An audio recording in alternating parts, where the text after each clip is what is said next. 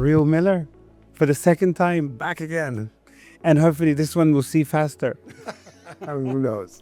Good to see you again. Good to see you. Knowledge Summit. Yeah. In its 10th season. How is it different? I think that we're on the cusp of some important changes that weren't as evident last time. So that's what I think kind of infuses the current version, which has a lot of similarities, which is normal because it's an index, because we're talking about something that has continuity. But there's aspects of discontinuity that I think seem more apparent now.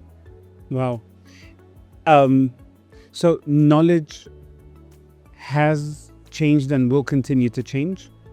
Let me give you, a really simple example. So the summit of the knowledge systems, from the point of view of credibility and authority, was let's call it the pinnacle of the Oxbridge, US, UK, big universities, right?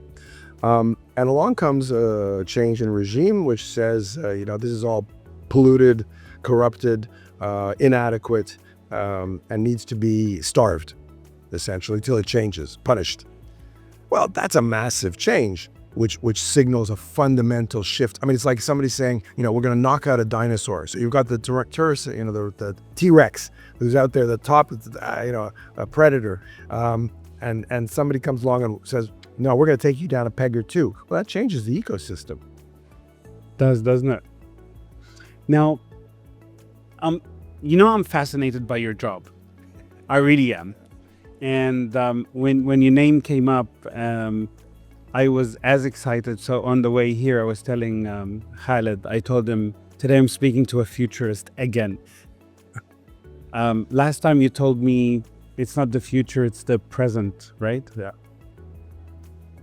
And it's quite surreal because we're doing it again a year later. Yeah, it's true. So tell me, how did the future change from last year till now? Well, but this is precisely my point, which is that the futures I imagine when the T-Rex is being taken down are different from the futures I imagine when it's not. And because I imagine those different futures, I see the present differently. And to me, the important thing is that the present has new opportunities, new difficulties, new breakthroughs. And my ability to sense and make sense of those is contingent on my letting go of my idea that the T-Rex is not going to be disturbed. So last year I had this idea, that we're going to, the folks at the top of the knowledge pinnacle, the knowledge pyramid, were going to remain in place, no reason that they should be challenged. And then all of a sudden they're challenged in a massive way, and that alters my ideas of the future. Because I've changed my ideas of the future, and I still have no idea what's going to happen in the future, and I'm not betting on the future per se, but I am saying, whoa, there's some really cool things, in my view, that are opening up in the present that are worth thinking about. Like what? What's the thing that excites you the most? Well, right now, because a lot of institutions are in decay, so we have institutions that are born, institutions that die, practices and protocols, rituals and routines, things that we worship and things that we stop worshiping. Since all of that changes, it creates space.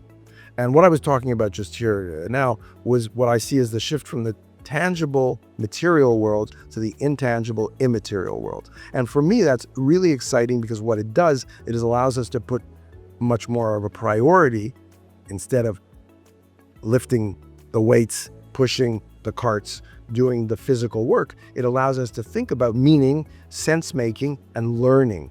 It allows us to really spend more time engaged with finding significance in the world around us.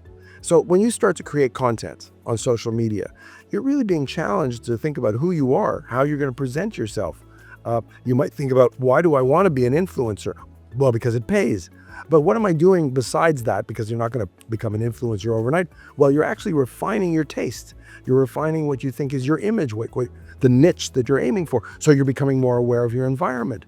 You're thinking, this person does that, this person does this. I'm using my videos this way. Oh, this is a new way to use the video. This is a new way to do the editing for the music. So you're becoming a creative.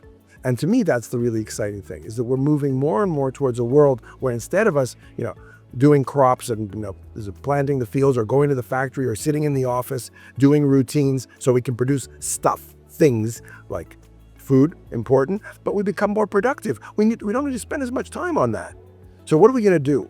Well, we could kill each other, of course, which is something we're very good at. But if we somehow get over that, we can start spending a lot more time finding meaning in life instead of commuting in traffic. Wow. I read something once. I read that there's going to come a point in time where it's more efficient for the government, some governments. I think it was Japan. And I'm not referencing that to anybody, but I read that as a thought piece where it'll tell its citizens to stay at home and do things like art and music and not go to work because it'll be more efficient to get it done by... There was a whole period in the 70s, 60s, 70s, 80s about the leisure society, and people were worried that, there wouldn't be enough to do.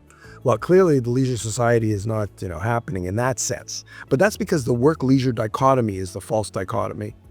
Life is the issue, and how you live. And learning is something you can do anywhere and everywhere. So creating the conditions for that, and you don't want to be efficient at learning per se, because it's the voyage that counts. When the process is what matters, getting faster to the outcome is like shooting yourself in the foot, because you want to learn by doing and being part of it, by performing, by expressing. And you say, oh, that worked, that didn't work. This is a new way of doing something. And that makes life exciting, makes it interesting, not just for you, but for others. It also makes you different from what you were and different from others. That means we need to be better at understanding difference because it's a resource, because it fuels our creativity. So all of this is really about moving outside of the productivist efficiency paradigm and being able to think in many different ways of knowing. So emotional, sensor, and all the kinds of ways that we absorb the world, and diversifying our relationship. Riel, I can talk to you for hours, honestly, but I just want to ask you a question that's probably circulating in everyone's mind. As a futurist and someone who you see where we're going, or, okay, let me put it properly. We rely on you to figure out. Let's flip it. I have the tremendous privilege of allowing people to express their imaginations to me. I have very little specific idea of the future. I'm not a futurist in the sense that I have any privileged knowledge about what will happen. Nothing. I don't know what will happen. You can't ask me to bet on anything. But what I do know a lot about is where people's imaginaries come from. So I know what the sources of their imagination are. I know why they imagine what they're imagining, and I know how it influences what they see in the present. And that's what I care about. I care about people becoming more aware of how their imagination can confine them to seeing things in only one way, or how they're actually colonized by Hollywood or by some newspaper, and how they could liberate themselves from that colonization. And I also see how people want to somehow, for some reason, colonize the future and impose their views on tomorrow, when of course we know that tomorrow will be different, and we don't want to put our kids in prison. You have to live the way I want you to live. That's the best way to live. You want them to live a good life for them. So that means giving them the capacity to be free in their context. So all of that are things that I know quite a bit about, because I invite people to share their imaginaries with me. But about the future, I don't know anything. All right, but again, given what you've seen now, what you're looking at now today, do you think humanity is in a better place than it was last year? I flipped it the other way around. I'm not happy with the word better. In other words, I just wrote something recently, it's in kind of publication, which is that better is the source of all evil. Okay. Because the idea that I can make it better puts you on this path to becoming small g God. I'm going to make it better. Follow me, it's going to be better. I promise you, it'll be better. I know the future, it'll be better. But that's not true. You don't know the future, and you don't know if your intentions are good or bad. And even when you say this is a good outcome, it might be horrible. It depends from who, right? And for who. Yeah, I mean, but it's that the future is an emergent property, and what we have is this capacity to use that imagination to really enrich the present. And it's by the way we behave and act, the ethics of the way culture needs to be alive. If you preserve it in a museum, it's dead. So when you are the embodiment of the living culture, The way you use your imagination is not to say, I'm going to live like a museum so that my culture is preserved for tomorrow. No, you're going to say, look at me. This is how I'm living. I'm expressing my culture by being alive. And that's the way you create and transmit a legacy, not by imposing or building monuments.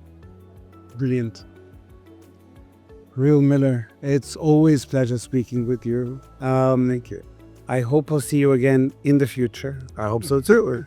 And I hope that the future will not be better. It'll be of our creation Fuller. today. Fuller and full of meaning and sharing, which is what we're doing. I love that. Okay. Thank you. Thank you.